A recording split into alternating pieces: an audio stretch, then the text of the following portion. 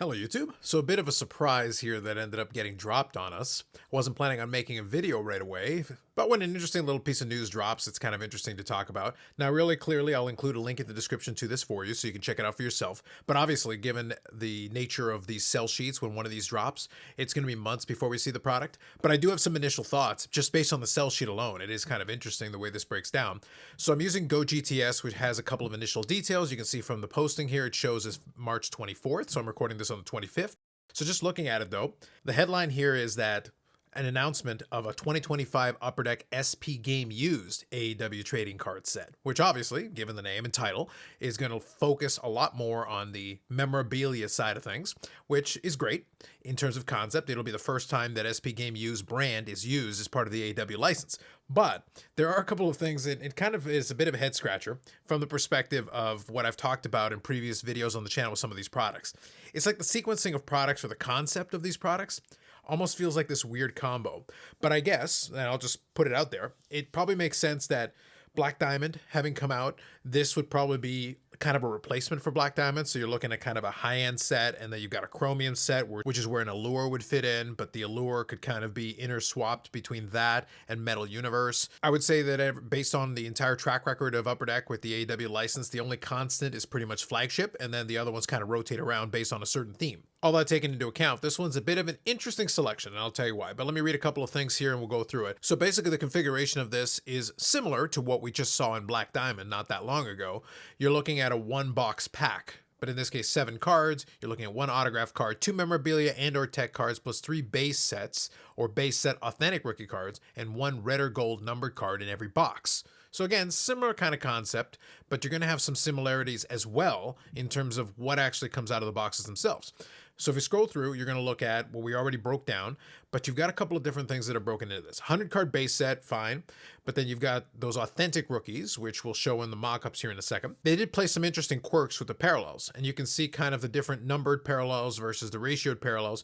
But one of the things that's kind of interesting in there is each highest numbered copy of a rainbow parallel features an autograph. So they make an autograph version of it. The focus here, especially with the name, is really going to come down to the memorabilia, because you've got multi-memorabilia pieces and a lot of t-shirt swatches, ring aprons, and you've got banners, and you can see a lot of it. But one of the interesting things that they kind of throw in here is you've got chair relics. So you've got that included in there. Ladder match relics. And then one of the ones that'll be featured in the mock-up is the no disqualification relic. So any card from the set could feature a piece of a match-used kendo stick, table, trash can, or coffin. So kind of an interesting little quirk on that. So, you know, I like the concept. Now the next couple ones are kind of funny. So on the matte relics, obviously matte pieces, you've got that. But then you've got the strapped in championship belt relics. And then obviously this is marketing copy, but it just says, for the first time ever, fans and collectors have the opportunity to collect cards with strap relics from the actual AEW men and women's world championship belts. Okay, sounds great. Question: what do we call the world title belt strap relics from Black Diamond? That's why I say sometimes it's interesting, because it's almost like the left hand is not talking to the right hand. The marketing group might not be talking to the other. It's like, my recollection is that these are supposed to be real pieces of the belt strap.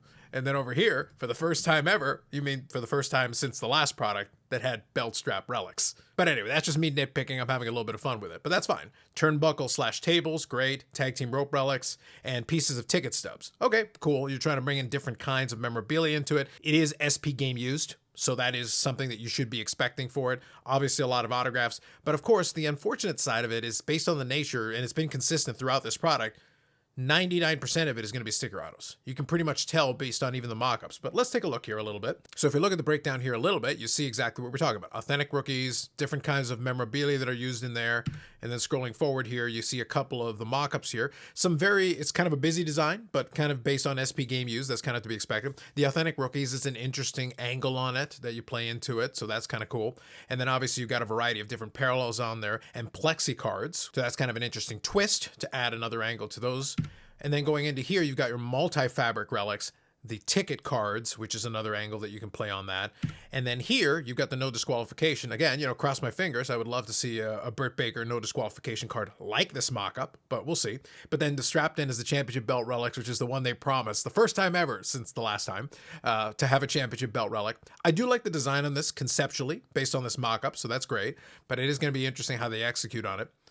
but it's just kind of interesting. And then here, you've got a manufactured letter from popular wrestler's first name, last name, or nickname. Okay, again, with the manufactured, same thing I'm going to say for the manufactured patches. This is not a value add.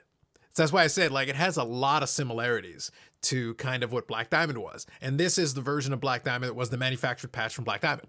Same kind of idea, same concept. And then we also had manufactured patches in Flagship previously. So we're going back to the manufactured well, which is consistent with SP Game Used. They have a similar kind of concept to this in the other sports. But for what will likely be closer to a high-end product, like I said, almost kind of interchangeable. I don't think the price point necessarily will be as high. I think it may be a little bit more reasonable. The idea of still relying on these manufactured ones, I'm not a big fan of. It's one of those things where I get it, but at the same time, I'm not a big fan of it. But regardless, it's another thing there. It gives people something to chase. They can obviously try to get. So for a pack here, for example, you could try to get all 3 letters. But it is manufactured, and I think the pricing will end up being appropriate not long after the product comes out. Now, last couple here, we got Banner Year, which again, you got a banner there, Supreme Turnbuckle, so nice to have a nice big turnbuckle piece that's very similar to like Supreme swatches that they've got in hockey, as an example of that. So you've got a lot of different versions of this. And then here you've got some dual autos, some multi-signed autos, which should look pretty cool. But again, we're still using stickers, but I guess it's better than nothing. It is nice to have some multi-signed autos. So being able to have the Hurt Business there, Bobby Lashley and Shelton Benjamin, for example. Timeless Tony Storm and Mariah May would be a great combo. So this mock-up here would be, I think, a very cool card to have. So there is some nice, as always, there is some nice stuff here.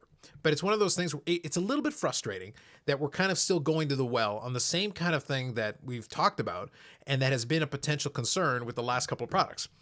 And so far, Black Diamond's kind of playing out the way that I thought it would, because I've already talked about it in a previous video, where when you start off with a more expensive product and the license is where it is and AEW as a brand is where it is, that it's a chicken or the egg situation. You want to have those singles out there, but the only way for the singles to get out there is for people to break the product. Well, the only way for people to break the product is there has to be what feels like enough incentive to break the product, or the pricing has to match with what the marketplace will bear. And when you've got your Black Diamonds, and in this case, your SP Game Used, there is a certain expectation on price point. If they follow through with what is traditionally the kind of price point that you should expect for this kind of product, it's going to be tough. I wouldn't sit here and recommend to you that you open these boxes. I'll probably open 1 or 2 whenever this release happens, months from now, just to at least get a look at it. But it's one of those things where beyond that, it's really tough to basically pull off until discounts start happening. And the only way that's going to happen is if it just sits on shelves for a while. And in the meantime, you're not getting singles. Even right now, I'm still picking up the odd Black Diamond single here or there for the Britt Baker collection I have. But it's tough to find because not enough of the stuff's getting opened, even at this point, to find certain singles. They're just not appearing.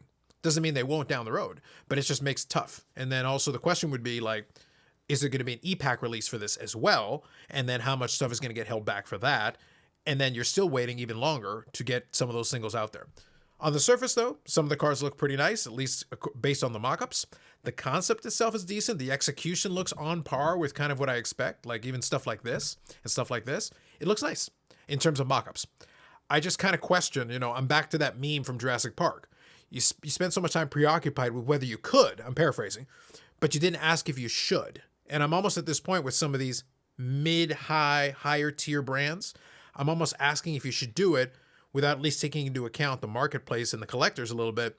And I'd almost want to give them a break on the price because you want to kind of entice them to participate and start opening these boxes again to get the singles out there to kind of spur that economy.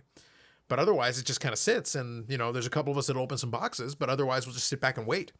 And if enough people do that, then the singles don't really get out there and it just kind of slows the whole thing down to a crawl.